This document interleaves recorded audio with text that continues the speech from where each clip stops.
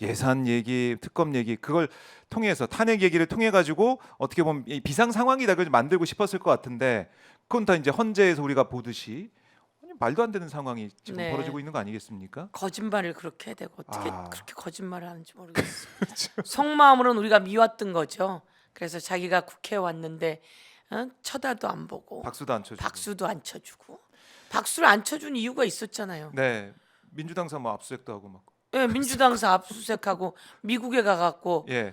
이 새끼들이 승인 안 해주고 아이고, 네. 그러면서 그게 국회다 이렇게 얘기했잖아요. 네. 네. 미 의회라고 우리는 알고 있는데 미 의회 새끼들이 XX들이 승인을 안 아이고, 해주면 예. 바이든이 쪽팔려서 어떡하냐 이렇게 말해놓고 그거를 숨기려고 국회 우리나라 이제 국회다. 우리나라 국회고 그 새끼라는 말은 네. 했다 이렇게 얘기하니까 아니 새끼란 얘기 들은 사람이 뭐가 좋다고 그러겠어요. 그래놓고 그 마치 그건 싹 다 빼고 야당에서 대통령 예. 인정 안 하는 모습이 문제다. 그쵸. 이런 주장. 그런 거 문제라고 주장하는 것도 네. 쪼잔한 거지만 그 전 일이 다 이렇게 있었다는 거죠. 예.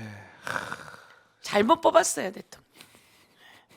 잘못 뽑았어요. 국민 여러분이 아셔야지 돼요. 0.73% 예. 차이로 결정이 된 건데 자 이제라도 새로운 대한민국을 위해서 우리가 우리 국민들이 예. 깨어서 네. 잘해야 된다. 우리 국민들의 힘을 민주주의 회복력을 보여줘야 된다 이런 생각이 들고 스마이 열리님께서 서영교 의원님 너무 좋아요. 민주당 화이팅 하시면서 슈퍼챗도 보내주셨습니다. 감사합니다. 서영교 의원님을 응원해주는 댓글들이 계속 쭉 올라오고 있습니다. 너무나 고맙습니다. 감사드리고요. 자, 이 계엄 얘기, 그러니까 내란 사태 얘기를 우리가 좀 이어서 좀 해보면은 노상원 수첩에 의원님의 이름도 있더라고요. 없는 수고대사. 줄 알았어요 그동안. 그동안 나온 작은 수첩에는 네. 없길래 네. 그래 우리에게는 더 훌륭한 사람이 많아서 너무 다행이다 이렇게 생각했는데 네. 저희 남편이 그러더라고요. 어. 그때 이름이 없대 그러더라고요. 그래서 왜? 너무 다행인데 그랬더니 어. 서운해 이러더라고요. 그러더니 이번 뭐 큰 수첩인지 뭐 500명. 거기에는 이름이 2번이나 들어갔더라고요. 머리가 나빠 이름 한 번 썼으면 됐지 이름을 또 이쪽에 한 번 쓰고 이쪽에 한 번 쓰고 2번이나 써서 네. 제가 뻔때를 보여주겠습니다. 아주 더 열심히 무섭긴 하셔야- 하더라고요. 예. 예. 근데 그 내용은 무서워요. 좀 무시무시하죠, 진짜. 무섭습니다. 예. 뭐 이 폭발시켜서 폭사시켜 네, 버린다는 예. 얘기도 뭐 독극물 예. 얘기도 있는 것 같고 네, 네, 여기저기 어디 보낸다 그러고 네. 그런 얘기를 보면서 참 제가 치밀하게 이름 2번 준비를 나온 했구나. 사람은 없냐 그랬더니 제 이름만 2번 나왔다 그러더라고요. 나는 그렇게 나쁜 사람이 아니에요. 나는 잘못된 걸 잘못됐다고 하고 이렇게 비상계엄까지 터질까봐 미리미리 김건희 여사 관련해서 수사하자고 했던 거지. 네. 나 그렇게 나쁜 사람이 아니에요. 사람이 아니에요. 2번이나 쓰고 그러면 안 되지. 네. 예, 그리고 정말 차범근 씨 는 거 보고 음. 속도 좁은 나쁜 대통령 집단이다 이런 생각이 들었어요. 그러니까요. 뭐 김재동, 뭐 차범근, 예. 뭐 이런 등등 A부터 D 등급까지 쭉 나눠가지고 예. 체포 명단을 생각을 해놨더라고요. 예. 그리고 어떻게 처리할지 이런 것도 예. 써놓고 예. 그리고 장기 집권을 꿈꿨던 것 같아요. 보니까 또 네. 뭐 3선까지 어떻게 할까. 네. 후계자하고 뭐 물음표도 찍어놓고 네. 답은 다 이제 많은 분들이 아실 것 같은데 후계자 네. 물음표면은 네. 바로 김건희 얘기가 바로 나올 것 같기도 하고 그렇게 하고 삼성까지 지켜주려고. 가족 예. 가족 기업처럼 대한민국 네. 정권을 가족에게 물려주려고 했는지 모르겠습니다. 왕이 정말 되려고 했는 미친 건지. 사람이에요. 나쁜 아. 사람이고 그러니까 그렇게 치밀하게 네. 어떻게 보면 계엄을 준비해 온 것인데 치밀하게 준비했죠. 윤석열 네. 이게 헌재에 나와서 윤석열과 윤석열 측에서는 뭐라고 하고 있냐면 이거 경고성이었다, 계몽령이었다 이런 얘기를 계속 하고 있는 거 아니겠습니까? 경고성이었고. 헌재에 윤석열 나와서 발언하는 것 자체가 헛발질. 음. 윤석열의 적은 윤석열이다. 나와서 발언하면 발언할수록 네. 그 헌법재판관들의 이 탄핵 심증만 굳혀준다. 그리고 같이 나온 변호사들은 또 도대체 뭡니까? 그렇게 앞뒤 안 맞는 얘기들을 하다가 네. 증인들에게 계속 그 허점만 보여주고 그리고 헌법재판관들에게 그 송곳 같은 질의에 오히려 변호사들이 쩔쩔매고 그리고 난 다음에 나중에 중대 결단이라고 하는 협박까지 하면서 박근혜 때도 그랬잖아요. 중대 결단 협박하고 바로 탄핵됐거든요. 예, 윤석열은 예, 가는 길이군요. 탄핵으로 가는 길이다. 예. 이렇게 이야기 드리고 싶습니다. 네. 탄핵으로 가고 있다. 그러니까 이 윤석열이 옆에서 피청구인이 제지할 정도로 뭐 김계리 변호사인가요? 막 음. 재판관한테 뭐라고 해가지고 윤석열 피청구인이 막 당황하는 모습까지 우리가 볼 수가 있었어요. 윤석열 대통령이 예. 그때는 또 괜찮더라고요. 김계리 큰일 난다. 변호사라고 하는 여성은 그렇게 말을 함부로 하는 건 아니죠. 아주 재판관 함부로 앞에서. 하고 무례하기 짝이 없고 내용은 앞뒤가 안 맞더라고요. 네. 예. 그래서 그거를 윤석열 대통령이 옆에서 제지하는 모습 보면서 야 똑같구나 그런 생각이 들었어요. 예. 그- 저기 뭐라 그래 피청구인의 피청구인의 예, 그 그 변호사다. 변호인들. 이렇게. 윤석열의 적은 윤석열, 네. 윤석열의 적은 윤석열 변호사 이렇게 생각이 들었습니다. 그래 오늘 있고 그다음에 목요일에 있고 두 번의 네. 변론기일이 잡혀 있는데 목요일에는 뭐 증인들이 또 나와요. 한덕수, 네. 홍장원, 또 조지호 네. 세 사람이 나오게 되는데 네. 모르겠습니다. 저는 홍장원 이 전 차장을 부르는 게 윤석열 쪽에 도움이 될까 이런 생각도 들고 한덕수 총리도 이거 국무회의 아니다 막 그렇게 국회 나와서 얘기하면서 그걸 보면서 예. 윤석열 쪽에 도움이 안 되는 증인 채택인데 이런 생각 들던데 어떻게 보고 계십니까? 전망 헌재. 객관적으로 볼 때 도움이 안 되죠. 네. 그리고 홍장원 그 전 제1차장은 제2차장인가요? 1차장입니다. 예. 1차장 네.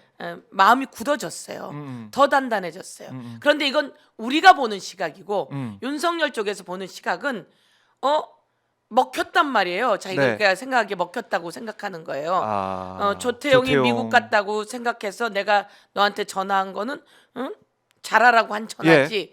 이게 이제 먹혔다고 생각. 말이 자기가 해도 말하는 거에 들어 맞았다고 생각하거든요. 그리고 조태용이 쉴드를 쳤고요. 그래서 이게 맞았다고 생각했는데 근데 객관적으로 볼 때는 문제가 있잖아요. 그런데 그런 생각을 못 하는 거죠. 윤석열 쪽에서. 그런데 그 사이에 또 오늘 나왔잖아요. 예.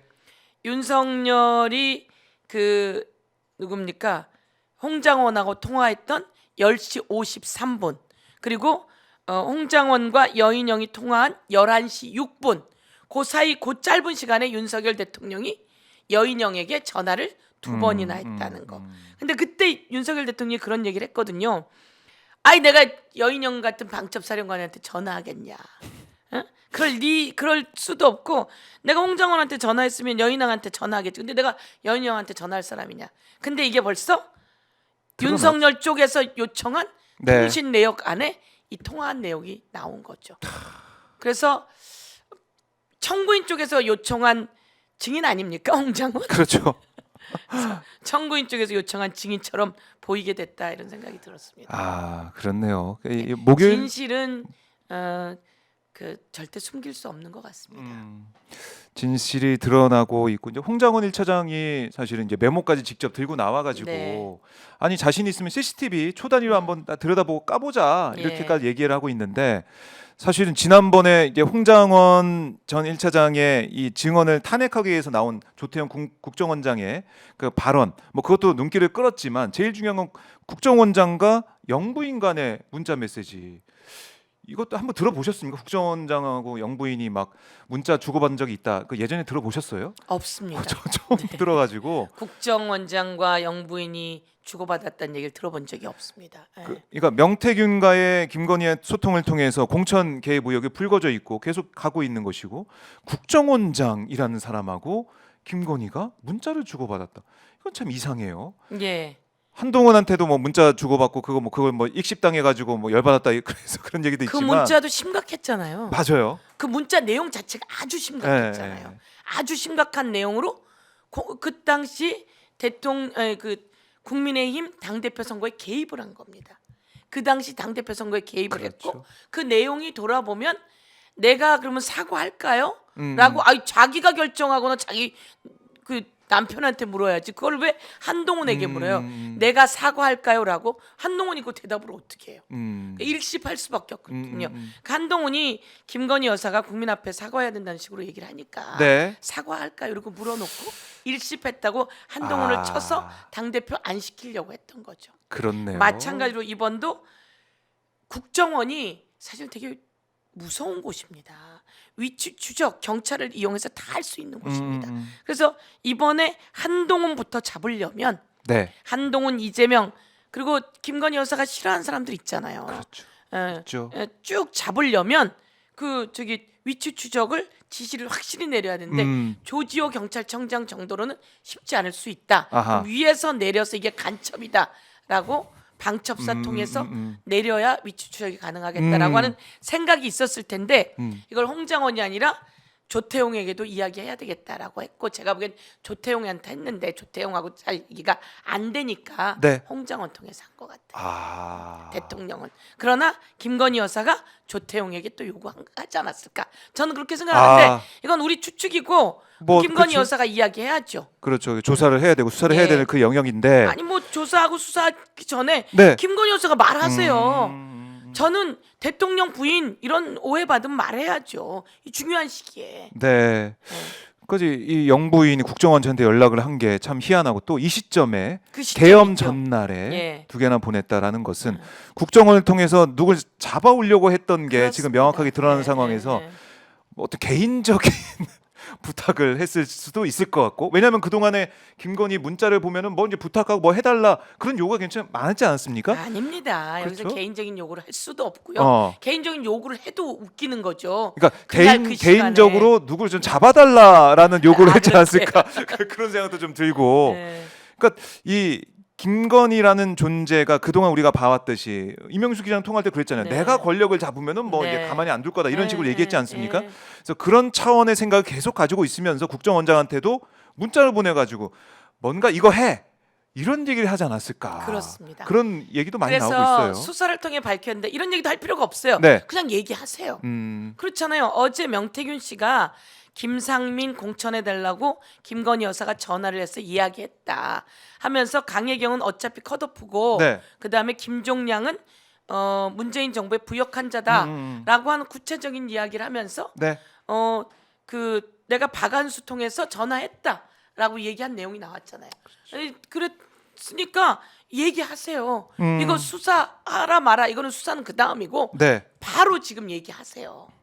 김건희 여사가 제가 요구합니다. 네. 우리 국민이 요구합니다. 바로 얘기하세요. 아, 국정원장 조태용과 예. 무슨 문자를 주고받았는지 이야기하세요. 음. 지금 나와서 얘기하세요. 그렇지 않으면 윤석열 대통령도 더 입지가 어려워지는 거죠. 그렇겠네요. 얘기하세요. 그리고 이 시점에 국민이 너무나 의혹이 많아요. 네. 이야기하세요. 자기가 나와서 얘기하면 됩니다.